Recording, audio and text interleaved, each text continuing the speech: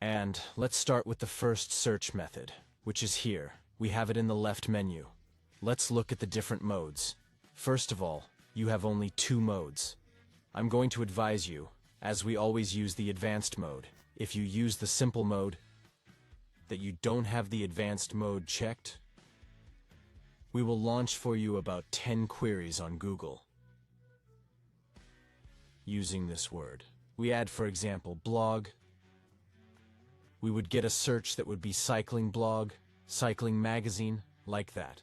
So we use food springs and we use searches for you. In other words, you just put the sector. I, as a professional expert already in link affinity, it would be good if I were not an expert in link affinity. Let's look at the advanced mode.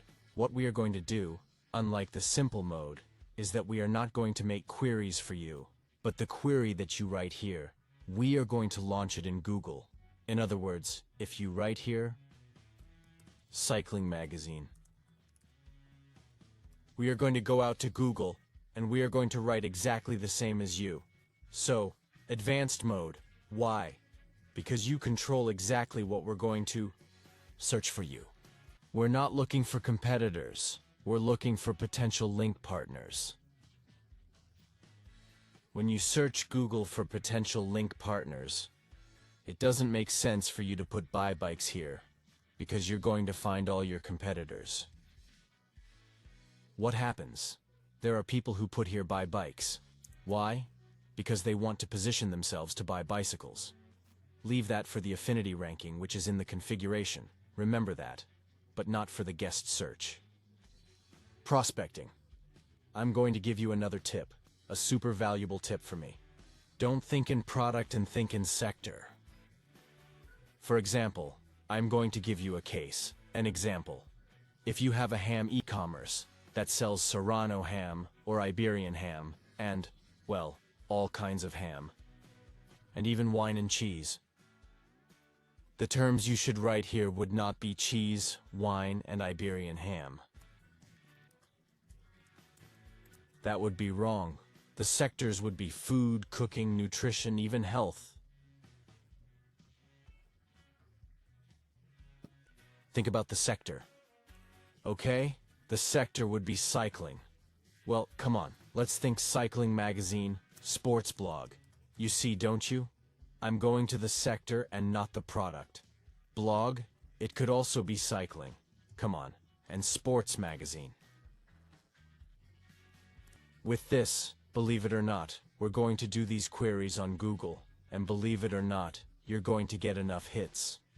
It is not necessary to have thousands and thousands of guests within your project, but to have them, to know which are the ones you are interested in. And then I will give you another tip. You can use tools like Answer the Public or keywordtool.io. Any suggestion tool, even Google, is good to see term suggestions. Why? To see what questions are usually asked about a topic, because you usually find blog articles that could talk about your website. Let's see. If you put here, how to lose weight, cycling, if you have it in advanced mode, it would always be logically in advanced mode because otherwise we would launch blog how to lose weight, right? So how to lose weight by cycling.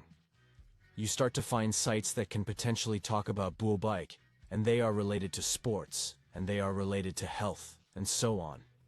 You already have this already in the creativity that you have. I mean, if you do searches on Google, and you find that pudding BC magazine,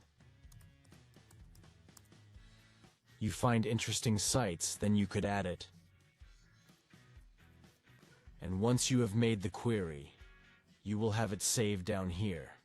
But here we have two options within actions that I think they are quite key in this part, especially the recurrence. What does the recurrence do? If you click here and press Add Recurrence, what the tool will do on a monthly basis is to launch this query again, and it will bring back prospects that were not there.